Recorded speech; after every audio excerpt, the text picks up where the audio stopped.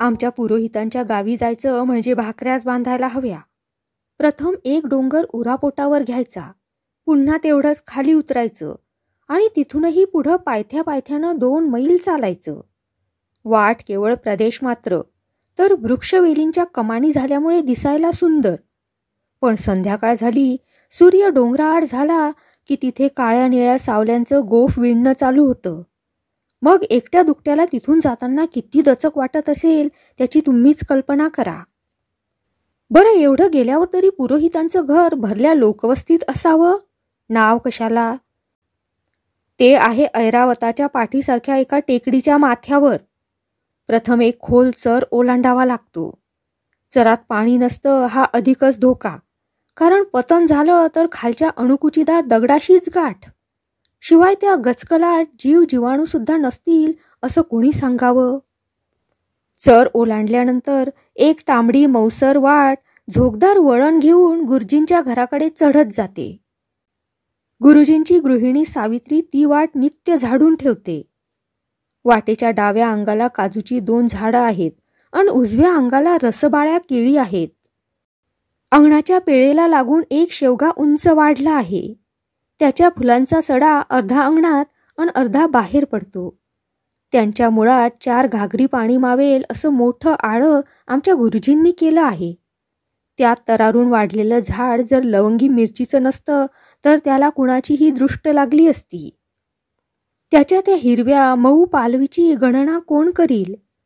घरमालकिणीसारखंच ते सर्वांगी कोवळं होतं आणि त्याला पानोपानी फुटलेल्या त्या घोसदार मिरच्या दिसायला सुंदर पण झणझणीत तिखट. गुरुपत्नीच्या स्वभावाला अगदीच विरुद्ध. मी तिथे पोचलो आणि अंगणातूनच हाक मारली, गुरुजी?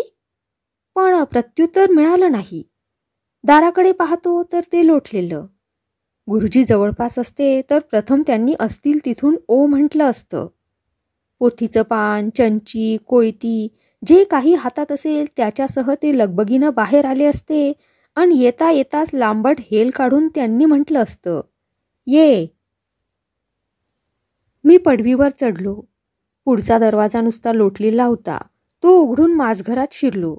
तिथेही कुणी नव्हतं, म्हणून आणखी 4 पावलं पुढे जाऊन स्वयंपाकघरात डोकावलो.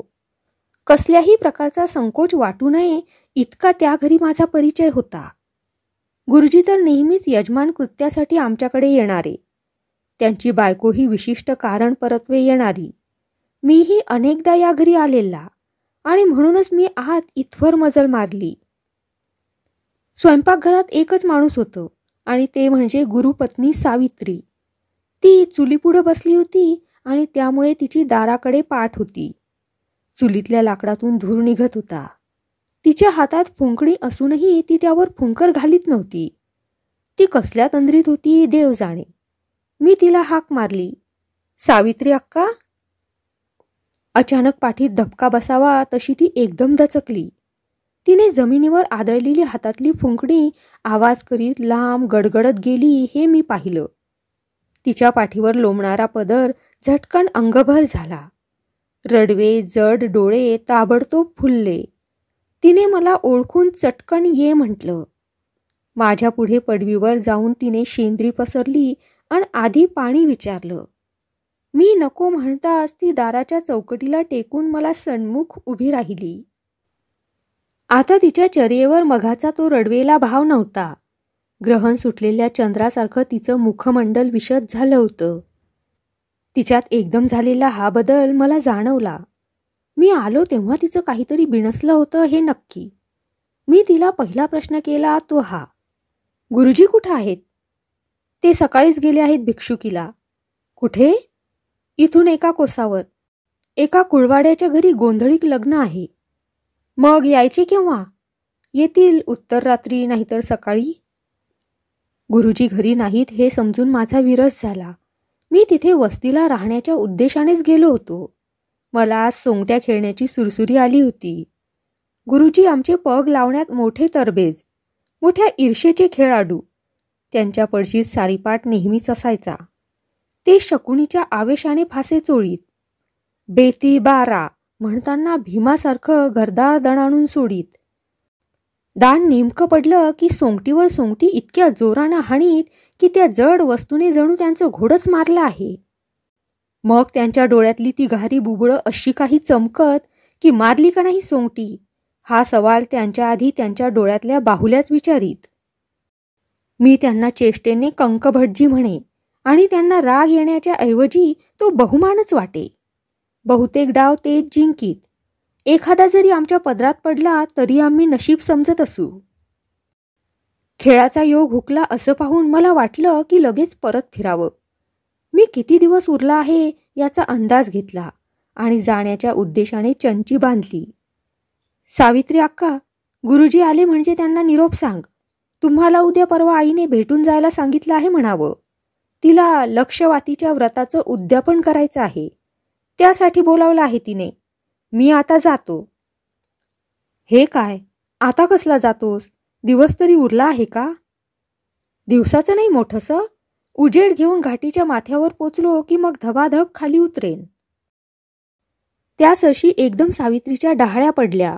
एवढा वेळचा तिचा उल्हास मावळला. तिच्या गोऱ्या तोंडावर कृष्णछाया पसरली. मी मनात म्हटलं, असं काय करते ही? राहा ना आजची रात्र. ती अगदी काकुळती आल्यागत म्हणाली. त्याचा अर्थच मला कळेना. मी जिज्ञासा धरून तिला विचारलं, सावित्री अक्का, काय झालं आहे तुला? मगाशी मी आलो तेव्हा तू चुलीजवळ खिन्न होऊन बसली होतीस. मी आलेला पाहून तुला एकदम उत्साह आला आणि आता मी जातो म्हटलं तर?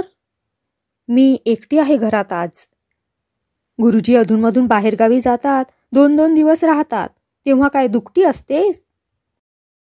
नेहमीची गोष्ट वेगळी आणि आजची गोष्ट वेगळी आहे. तुला ठाऊक आहे गावापासून आमचं हे घर किती दूर आहे ते? मी नेहमी धीर धरून राहते, पण आज मी भयाने अर्धमेली झाली आहे. आज वाघ्र चाळवलं आहे गावात. भर दुपारी गावातल्या अर्जुनगावकाराची 2 गुरं एका होळेवर वाघाने मारून घातली आहेत. एक तानपी गाय आणि एक बांगरपाडा. वाघ जवळच कुठेतरी घळीत लपला आहे म्हणे. गावकाराची गाय. तेव्हा वाडीतले सगळे झिलगे लाखणी मांडायला गेले आहेत. मगाशी आमचा शिंपणेकरी आला होता, तो सांगत होता. हात्तेच्या, एवढंच ना? मग त्यात भ्यायचं काय आहे? वाघ काही अडना घातलेलं दार उघडून तुझ्या घरात येत नाही. तुला सांगायला काय जातं, पण मी हे सगळं ऐकल्यापासून ठिकाणावर नाही. तिकडे बंदुकीचा बार उडाला तर इकडे मी धसक्यानेच मरेन. दिवस कसा तरी जातो, कुणीतरी माणूस येतं जातं, पण रात्र आली की सगळं सामसूम. आज तर मुलं सुद्धा घरी नाहीत. ती गेली आहेत आपल्या आजोळी. आणि हे म्हणजे अवधूताचे अवतार. गेले तिकडे गेले, राहिले तिकडे राहिले. घरी आल्यावर जिवंत असली तर बायको हवी त्यांना. आज तुला देवानेच पाठवलं असं मी समजते. तेव्हा आजची रात्र सोबत कर मला. सावित्री आपल्या काळजात दाटलेलं भय वाणीच्या द्वारे बाहेर टाकीत होती. तिचा जीव आज खरोखरच धाऱ्यावर नाही हे मला समजून चुकलं. वाघ न दिसताच तिच्यावर वाघ्र पडलं होतं. ज्या कोणी आजे पणजे सासऱ्याने गावापासून लांब अशा आडवळणाला बिनशेजाराचं हे घर बांधलं, त्याला ती मनोमन बोल लावीत होती. सासू वारल्यापासून गेली 5 वर्ष तिने त्या घरात अनेकदा एकलेपणाच्या अनंत व्यथा भोगल्या होत्या.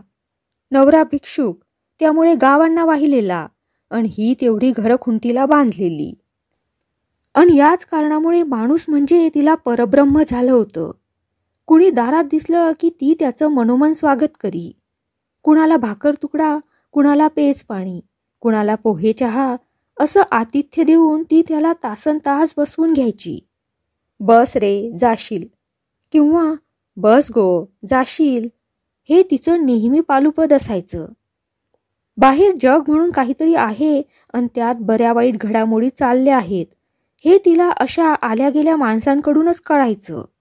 नाहीतर कुळागर, घर, गुरं आणि मुलं एवढंच तिचं लहानसं वर्तुळ. मनुष्य प्राप्त परिस्थितीतून काहीतरी मार्ग काढतोच. शिरावरचं खांद्यावर आणण्यासाठी काहीतरी उपाय शोधतोच. तसंच तिनंही केलं होतं. ती मग नेहमी गाणी गुणगुणत राही. तिला खूप गाणी येत. लहान सहान नव्हेत तर मोठी आख्यान वजा. एकदा राजसूय यज्ञ तिने सुरू केला की 2 तासांची निश्चिंती. अधेमध्ये मुलांनी व्यत्यय आणला तर मग एक प्रहर. जय देवा रामचंद्रा म्हणून रामराज्य सुरू झालं की मग तासभर कसली विवंचना नाही. तिची ती चोरट्या पण साखरी आवाजातली गुणगुण बराच वेळ ऐकल्यावर मागे मी एकदा तिला विचारलं होतं, सावित्री अक्का, तू नेहमी गाणी काय म्हणत असतेस? कुळागारात शिंपणं घालीत असलीस तरी गाणं, लाकडं गोळा करत असलीस तरी गाणं, रांधीत असलीस तरी पण गाणंच. तुझं तोंड वळत नाही का? त्यावर ती आपला मनोभाव उकलून मला म्हणाली होती, मला ती आता सवयच लागली आहे. मुखी नाम हाती काम. तोंडात गाणं असलं की मग एकटे पण जाणवत नाही. त्याच नादात असते मग मी.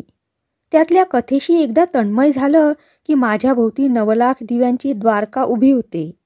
अयोध्या नगरी गजबजू लागते. पांडवांचं हस्तिनापूर हसू खेळू लागतं. तेवढ्यापुरतं मी भयाला पळवून लावते. त्या कुकिंदर रानातल्या आपल्या केंबळी मठीत जीव जडवून घेण्यासाठी ती आणखी कोणकोणते उपाय करीत होती ते तिचं तिलाच माहीत. आणि म्हणूनच जेव्हा केव्हा पत्ते किंवा सोंगट्या खेळण्याच्या निमित्तानं आमचे गुरुजी 4 परिचित लोक गोळा करून वस्तीला आणीत, तेव्हा सावित्रीला सण सुदीन होत असेल त्यात चांगलं करून त्यांच्या पानावर घालताना, त्यांच्या हास्याचे कल्लोळ ऐकताना, त्यांचा खेळ उंबऱ्यात बसून पाहताना तिचा अंतर्यामी सहस्त्र दळांनी विकसित होत असे.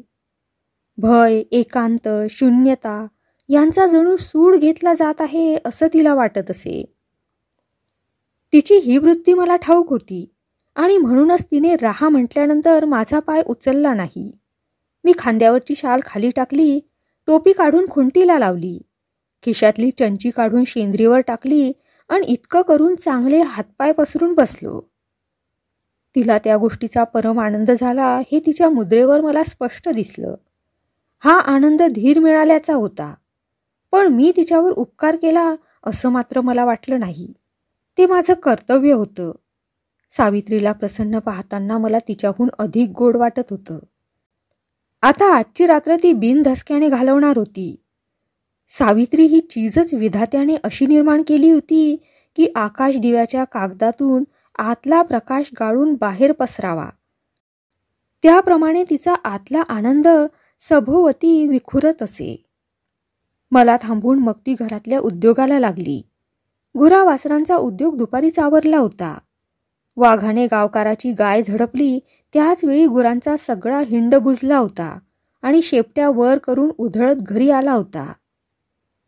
सावित्री त्याच वेळी त्यांना अंगणातल्या आवशात घालून त्यांच्या पेंढा टाकून दाराची तडकी लावून मोकळी झाली होती. ते आवसं म्हणजे एक मेढेकोटच होता. आमच्या गुरुजींनी एकाला एक लागून असे पोटरी एवढे डाम घट्ट पुरून आपल्या आवशात वाघा वांशेलाचा हात सुद्धा शिरकू नये असा पक्का बंदोबस्त करून टाकला होता. थोड्या वेळाने मांजराच्या पायाने रात्र आली. अंधार भोवतालच्या सृष्टीवर कब्जा करू पाहतो तोच चंद्राने रुप्याच्या सळाथीने त्याला झाडून टाकलं. सभोवतीच्या निळ्या घनदाट झाडीवर शुभ्र ओलसर असं क्षौम वस्त्र पसरलं. एकांत करुण गंभीर झाला.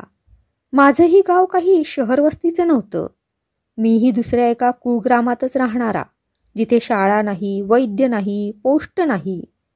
पण मी ज्या पाटाचं पाणी खात होतो त्या पाटाला ओळीने 7-8 घरट्या होत्या. दुसऱ्या घरचा कलबलाट अस्पष्टपणे माझ्या कानांवर नेहमी येत होता. पण इथे सगळा शून्याचा निष्कर्ष. रात्र पडली की अष्टदिशा आवळून येऊन एकमेकींना खेव द्यायच्या. अन आज याच घराच्या कढणी वाशाखाली गुरुजी नसताना रात्र काढायची. एवढ्यात सावित्रीने मला आत हाक मारली. माझ्यासाठी देवापुढे पाट मांडला. अजून जेवायचं झालं नव्हतं. चुलीवर भात खुतखुतत होता, वैलावर आमटी उकळत होती. सावित्री चुलीजवळ बसून लाकडं आत सारीत होती. गप्पा गोष्टीसाठी म्हणूनच तिने मला आत बोलावलं होतं. सावित्री म्हणजे कोवळीकेचं लेणं. तिचे अवयव कोवळे, बोलणं कोवळं आणि चालणंही कोवळं. 2 मुलं होऊनही ती नववधूसारखी सतेज दिसत होती. भोवतालच्या वेलीकडून जणू तिने लवलव उचलली होती. कुळागारातल्या तळीतलं निळं निर्मळपण तिच्या डोळ्यांनी घेतलं होतं. तिच्या वरच्या पापण्यांवर एक ऐटबाज धनुकलीसारखी घडी पडे. ती जणू पुष्पधणव्याची राखीव धनुष्यच. आता चुलीपुढे बसल्यामुळे विस्तवाच्या धगीने तिचा कलंकरहित मुखचंद्र लालसर झाला होता आणि चुलीमागच्या किलकिल्या खिडकीतून आत शिरणाऱ्या मंद वायुलहरींनी चुलकट्ट्यावरची चिमणीची ज्योत हल्ली की तिच्या मुद्रेवर सावल्याचं लास्य तरळत होतं. कुणीही लोभ करावा, कुणीही शब्द झेलावा, अशी सावित्रीच्या तनामनाची रचना होती. गुरुजी तर तिचे यजमानच, मग ते तिच्यावर प्रेम करतील हे काय सांगायला हवं. पण आमच्या गुरुजींचा खाक्याच वेगळा होता. वळले की सूत नाहीतर भूत. एकांतिकपणा हा त्यांचा उठून दिसणारा स्वभाव विशेष. त्यांचा म्हारू खवळला की सावित्रीच्या कोवळीकेवर अंगार फूल पाखडू लागे. त्यांच्या त्या विरळ पिंग्या मिशांची टोकं जणू सावित्रीच्या काळजात बोचू लागत. ते कित्येकदा तिला जीव नकोसा करीत. एखादे वेळी तिच्यासाठी पाण्याच्या घागरी वाहतील. 5 फटीला झाडावर चढून तिच्यापुढे सुरंगीच्या कळ्यांची रास आणून ओततील आणि आपल्या पंचाबरोबर तिचं लुगडंही आपटून आणायला निघतील. पण एकदा का खवळले म्हणजे सावित्रीला 4 दिवस 4 युगांसारखे. आणि त्यांची दुसरी खोड अशी की सावित्री 4 शब्दांनी जरी उलट उत्तर बोलली तरी घरातून चालतं व्हायचं. त्यांचे यजमान गावोगाव होतेच, कुठेही गेले तरी त्यांचं स्वागतच व्हायचं. पण इतकं असूनही सावित्री आनंदी होती. तिचा स्वभावच तसा होता. भय नाहीसं झालं की तो एका क्षणात पुढे येई. हळुवार भावनांच्या पत्रपुटातून संसारातला रस चाखण्याची तिची प्रवृत्ती होती. आज सुद्धा मला जेवायला वाढताना ती खूप बोलली. गुरुजींचाच विषय निघाला होता. त्यावेळी मला कळलं की आज सुद्धा गुरुजी तिच्यावर रागावूनच घरातून निघून गेले होते. लग्न लावायला गेले आहेत हे मगाशी तिने सांगितलं ते तोंड देखलं होतं. रागाचं कारण तिने मला सांगितलं नाही, पण स्वरूप सांगितलं. ती म्हणाली, गेले असतील शेजारच्या गावी. तिथे मध्यरात्रीपर्यंत सोंगट्या खेळतील. लहर लागली तर तसेच उठून घरची वाट धरतील. सोबत असली तर वाहवा, नसली तर वाहवा. मनात नसलं तर तिथेच झोपतील. कुणी म्हटलं आलाच आहात ते घरात एकादशनी करा तर ती करतील आणि दुपारी स्वस्थपणे घरी परततील.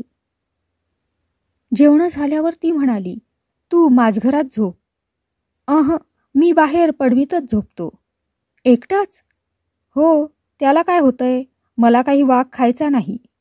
नको बाबा खायला, उगाच काहीतरी बोलू नको.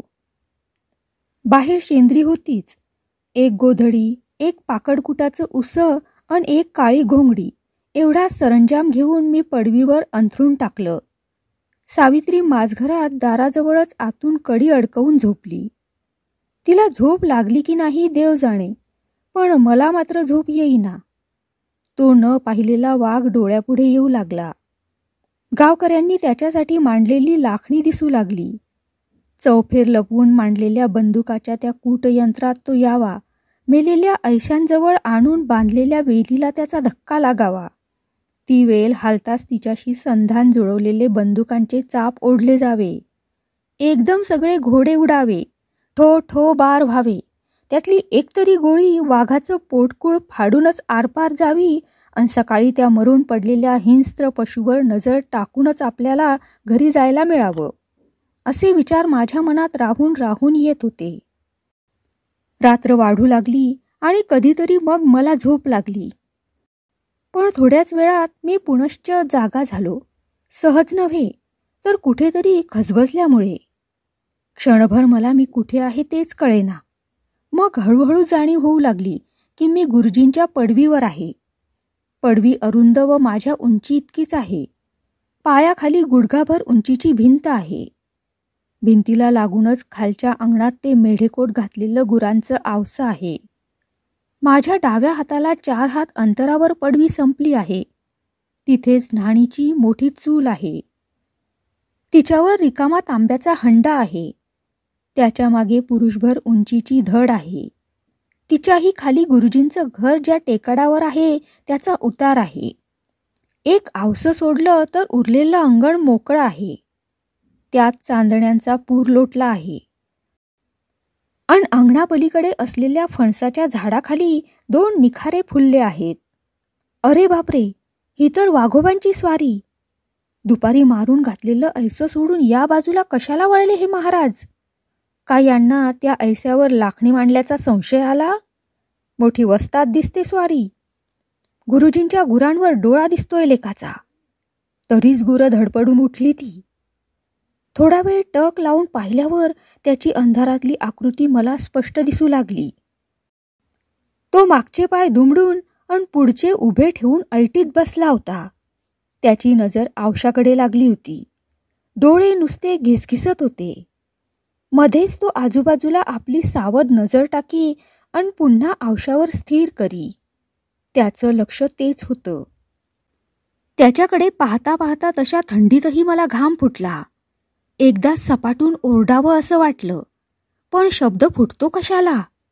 अन त्या ओरडीने तो काळ सरळ पडवीवर चढला तर मग माझा त्राता कोण? एक नख छातीत रुतलं की आमचा अवतार खाल्लास. पळायचं कुठे, लपायचं तरी कुठे? जवळपास कुणी नाही अशी जेव्हा त्याची खात्री झाली, तेव्हा तो फणसाच्या बुंदातून उठला अन संथपणे एक एक पाऊल टाकीत अंगणात आला. त्या चांदण्यांच्या बरसातीत मला त्याचं लख्ख दर्शन घडलं. केवढं लांब धूड होतं ते. त्याची ती शेपटी मागं वळवळत होती. ती त्याच्या अंगावरच्या ठिपक्यांपेक्षाही भयावह होती. तो आवशाच्या रोखाने पुढे पुढे येत होता. त्याच्या अंगाची तोंडाची घाण माझ्या नाकाला येऊन भिडत होती. आता पुढे काय करायचं? त्याला घालवण्याचं सामर्थ्य मजपाशी नव्हतं. मला फक्त जीव राखायचा होता. आधी माझा आणि मग शक्य तर त्या गुराढोरांचा. त्याला आपली चाहूल लागता कामा नये, ही मुख्य गोष्ट होती. मी बसलो होतो तो आडवा झालो आणि गुडघाभर भिंतीच्या मुळात सरकलो. कांबळं डोक्यावर ओढून आणि कासवासारखे सगळे अवयव पोटात घेऊन निपचित पडून राहिलो. आता मी वाघाला दिसणार नव्हतो आणि वाघही मला दिसत नव्हता. मी सगळा जीव कानात आणून त्या गणिमाच्या पुढच्या हालचालींकडे लक्ष दिलं. मला प्रथम आवशाच्या मेढेकोटावर नखांचे ओरखडे ऐकू आले. नंतर ती खडबड जरा दूर गेली. मी कल्पना केली की वाघ आवशांभोवती प्रदक्षिणा करून आत शिरायला फट पाहतो आहे. पण या कामी त्याची निराशा होणार होती, कारण मेढेकोट पक्का होता. फक्त उड्डाण मारून आत पडला तर मग मात्र गुरांचं समूळ भंजन. पण एवढी उडी त्याची जाणार नाही. एवढ्यात कर कर कट आणि पाठोपाठ धप असा आवाज झाला. आता मात्र मला राहावेना. मी हळूच त्या भिंतीच्या वर डोकं काढलं. भले शाब्बास, वाघोबा अक्कल हुशारीचा खरा. त्याने वर उडी मारून मेढेकोटातल्या एका डांबाचं डोकं पकडलं होतं आणि सगळ्या शक्तीनिशी तो मागे खेचून मुळातून मोडला होता. आता पंजा आत शिरेल एवढी फट त्या आवशाला तयार झाली होती. तो त्याच प्रयत्नाला लागला होता. त्याचं अंग त्या मेढेकोटाला चिकटलं होतं आणि शेपटी मागे वळवळत होती. आतल्या गुरांची गाळण उडाली होती. मला वाटलं आता गुरांवर संक्रांत आली. हातापायांची जुडी करून उघड्या डोळ्यांनी मी हा संहार पाहू कसा? वाघ आयता पाठमोरा आहे आणि आपल्या नादात गुंतलेला आहे. पाठीमागून जावं आणि कण्यावर कुऱ्हाडीचा एकच घाव घालावा. एका क्षणात हे धूड आडवं कोसळेल. माझ्या जवळपास कुऱ्हाड नव्हती, म्हणूनच कदाचित माझ्या मनात हा विचार उठला असेल. एवढ्यात कशीन काय कोण जाणे, पण डोक्यात वीज लकाकली. मी तसाच सरपटत सरपटत न्हाणीच्या चुल्याकडे गेलो. देवाचं नाव घेतलं आणि त्याच्यावरचा तो रिकामा तांब्याचा हंडा दोन्ही हातांनी पलीकडे लोटून दिला. तो पहिल्या सपाट्याला पुरुषभर उंचीवरून खालच्या खडकावर आदळला आणि ठण असा महानाद उठला. वाघ आपल्याच नादात होता. त्याच्या काळजावर आकस्मिकपणे तो ठणाळ आदळला. त्या सरशी वाघाने ही भयाची एकच आरोळी ठोकली आणि दुसऱ्याच क्षणाला खालच्या चराकडे झेप टाकली. पहिला तूर बंबाळ त्या हंड्याचा, दुसरा त्या मागोमाग वाघाचा आणि तिसरा घरात सावित्रीचा. वाघाच्या त्या ब्रह्मकटाहाला तडा घालवणाऱ्या डरकाळीने ती दचकून जागी झाली असावी अन त्याच क्षणी भयाने ओरडली असावी.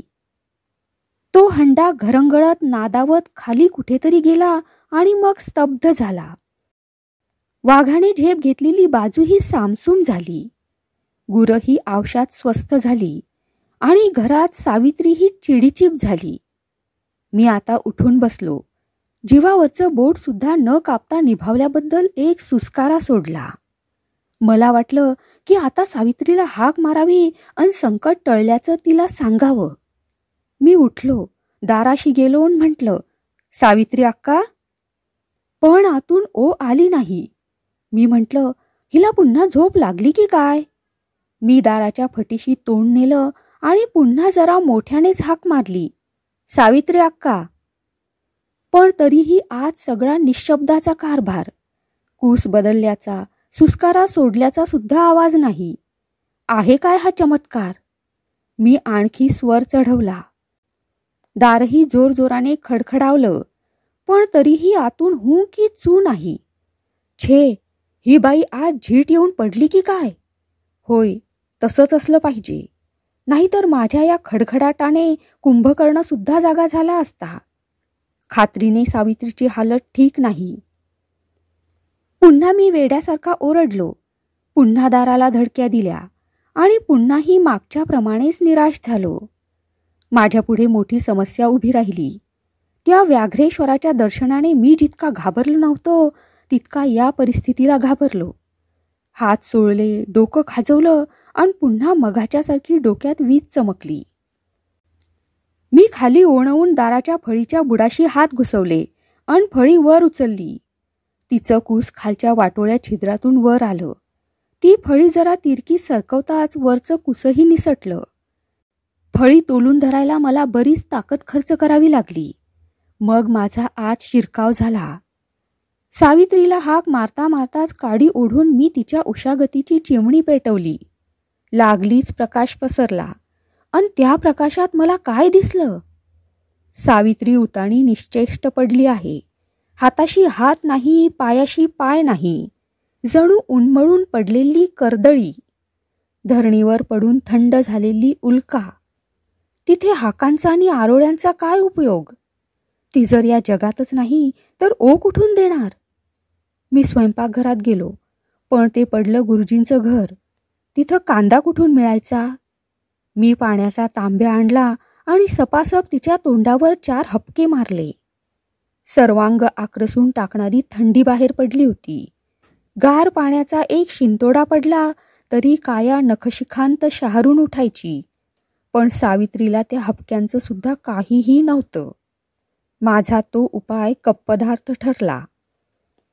आज दैव माझ्यावर चांगलंच कोपलं होतं यात शंका नाही.